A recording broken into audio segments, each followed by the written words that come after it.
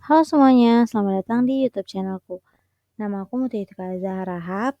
Di sini aku akan membagikan tutorial bagaimana cara mengakses dan memanfaatkan portal jurnal ProQuest dalam mencari informasi yang kita butuhkan. Penasaran kan? Nah, stay tune ya di sini. Sebelumnya aku akan menjelaskan tentang ProQuest. Apa sih ProQuest itu? ProQuest adalah salah satu database yang menyediakan layanan akses digital ke berbagai jenis sumber daya informasi, seperti jurnal, buku, tesis, dan disertasi. Dengan menggunakan ProQuest, pengguna bisa mengakses jutaan sumber daya informasi dari berbagai disiplin ilmu. ProQuest juga dapat mengelola dan mengindeks sumber daya informasi agar lebih mudah dicari dan diakses oleh pengguna. Fungsinya sebagai penyedia sumber informasi ilmiah bagi peneliti dan mahasiswa. ProQuest juga memudahkan pengguna dalam mengumpulkan karya ilmiah dengan cepat dan menghemat waktu dan tenaga. Nah, sebelum kita melakukan pencarian, kita harus mengetahui dulu nih search tips dari e-journal yang akan kita gunakan. Karena agar kita berhasil dalam melakukan pencarian, sebagian besar faktornya itu adalah presisi atau ketepatan dalam melakukan penelusuran. Di ProQuest sendiri, search tipsnya itu antara lain dengan memperluas dan mempersempit query dengan operator boolean yaitu or, and, atau not. Kemudian juga menggunakan tanda baca tertentu, thesaurus untuk memodifikasi query, hingga memanfaatkan fasilitas desain pencarian yang tersedia. Nah, di sini aku akan mulai menggunakan ProQuest ya. Cara mengaksesnya pertama-tama aku melalui SSO Undip. Tampilannya akan seperti ini. Dan langsung klik aja jurnal yang dilanggan Undip. Nanti akan muncul jurnal apa aja yang ada yang dilanggan oleh Undip. Nah, bisa langsung diklik ProQuest-nya. Tapi untuk kalian yang bukan anak Undip, kalian bisa search aja ProQuest di Google, di search box. Di situ bakal muncul yang paling pertama dan langsung diklik aja. Nah, kita mulai aja di tahap pertama, yaitu mempersiapkan informasi yang dicari. Kasus yang akan aku identifikasi ini pemanfaatan teknologi informasi di perpustakaan untuk meningkatkan pelayanan kepada pengguna. ProQuest sendiri merupakan database yang berbasis bahasa Inggris. Jadi untuk query-nya kita juga harus menggunakan bahasa Inggris ya. Di sini aku udah translate, jadi the use of information technology in libraries to improve services to users. Nah, tahapan selanjutnya kita harus mengembangkan kata kunci atau query. Pengembangan kata kunci atau query ini sebagai alternatif ketika kita tidak menemukan hasil yang relevan dengan satu query. Jadi kita harus menggunakan kombinasi query lainnya. Di sini aku udah ngebuat query-nya. Ada sekitar 5. Nah, selanjutnya aku akan melakukan aktivitas penelusuran informasinya aja ya. Langsung aku buka di ProQuest-nya. Di sini aku ada fasilitasnya antara lain ada basic search, advanced search, habis itu ada browse juga. Nah, salah satu fasilitas yang ada itu ini autocomplete. Dia langsung kelihatan ya di awal kita ngelakuin ini. Kita juga bisa matiin autocomplete-nya. Jadi fungsi autocomplete ini untuk memudahkan kita mencari dokumen. Kira-kira kita tuh maunya nyari tentang apa sih gitu. Ini aku tulis dulu ya karena dia basic search. Jadi dia itu gak ada pengelompokan query-nya gitu. Jadi langsung ditulis aja. Aku tulis ini dulu ya, contohnya use of information technology. Basic search. Basic search ini itu pencarian sederhana yang memungkinkan pengguna untuk mencari informasi dengan menggunakan kata kunci yang dicari. Nah, di sini aku cuma nulis the use of information technology dan nggak ada spesifikasi yang lain. Jadi bisa kita lihat ya di sini recall-nya tinggi banget. Yang dokumen yang terpanggil itu ada 14.900.000 sekian. Di sini nggak tahu ya dia apa aja. Ada yang di government, habis itu model, dan banyak banget. Padahal yang ingin kita carikan di library ya. Ini karena kita tidak memiliki query yang lebih spesifik gitu. Nah, fasilitas lainnya itu ada faceted navigation. Kayak misal di sini kita tuh bisa menyeleksi dokumen-dokumen yang ada dengan memilih yang di sini. Jadi kita nggak perlu memodifikasi query yang ada gitu. Kita cuma perlu misalnya kita cari yang full text gitu. Ini loading sebentar ya.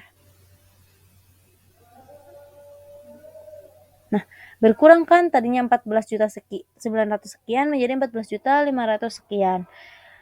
Jadi ini juga bisa memudahkan kita dalam menyeleksi informasi.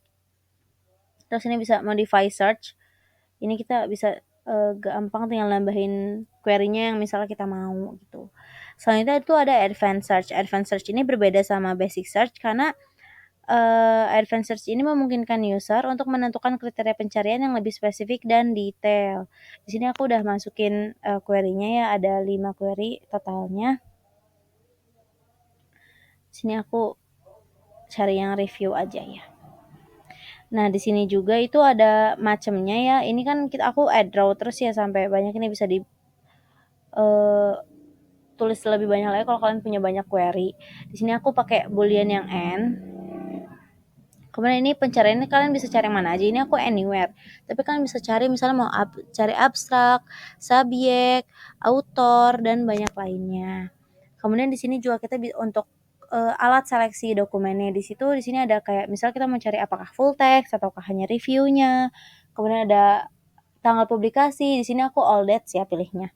Tapi kalian bisa cari juga misalnya 7 hari terakhir, 3 tahun terakhir, habis itu atau ada specific date-nya dari kisaran tanggal berapa, bulan berapa, tahun berapa sampai kapan kayak gitu. Sini aku all dates saja. Kemudian alat seleksinya ada banyak lagi. Ada pertama ada tipe sumber informasinya, apakah dari majalah, surat kabar dan lain-lain. Terus ada tipe dokumennya juga, apa buku, bibliografi, disertasi, esai, ada bahasanya juga. Pokoknya ini membantu kita untuk menyeleksi gitu. Ini aku akan membuktikan ya apa hasil dari advanced search-nya. Nah, aku advanced search pakai query yang berbeda, kemudian juga dengan spesifikasi yang berbeda, dia menghasilkan hanya 5.219 result aja.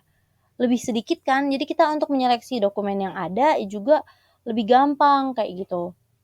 Nah, fasilitas yang ada juga lainnya di sini ada actionable result. Actionable result itu membantu kita untuk tindak lanjut gitu dari pencarian informasi setelah kita mendapatkan dokumen yang kita inginkan. Kita bisa nih pakai actionable result. Di sini ada banyak ya.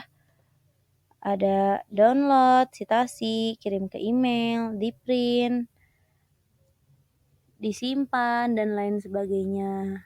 Ini mudah banget ya, bisa langsung dipakai setelah menemukan dokumen yang kita inginkan. Kemudian ada juga fasilitas best first, atau ini kita melalui relevansinya, apakah kita mau yang lebih lama ataukah yang lebih terkini gitu dokumennya yang kita cari gitu. Kita balik lagi ya ke awal resultnya. Nah, di sini itu kita juga ada federated search. Jadi ini tuh kita bisa mencari lebih efisien karena di sini tuh kita bisa cari informasi yang lebih luas tanpa harus melakukan pencarian terpisah. Jadi kayak kita milih nih, kalian mau apakah mau cari dari e-book atau disertasi ProQuest atau research library. Ini kalian bisa select all atau kalian bisa pilih salah satu aja yang sesuai sama yang kalian mau gitu. Jadi kita udah seleksi database-nya, nanti saat kita mencari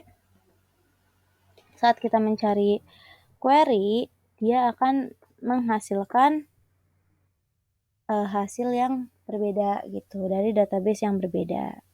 Nih, ini aku udah spesifikasi ada in library, dia gak nyampe 14 juta kan guys, dia cuma 878 sekian. Itu tadi aku udah, ngasih tahu ya fasilitas yang ada, kemudian alat seleksi informasi yang ada di sini. Di sini aku akan memberikan hasil analisisnya. Jadi untuk ProQuest sendiri itu kekurangannya untuk mahasiswa terlebihnya itu karena biaya berlangganan yang cukup mahal. Habis itu beberapa fitur pencarian masih terbatas. Terus ProQuest kalau dibuka tapi tidak digunakan selama 30 menit, dia akan otomatis tertutup atau expire gitu.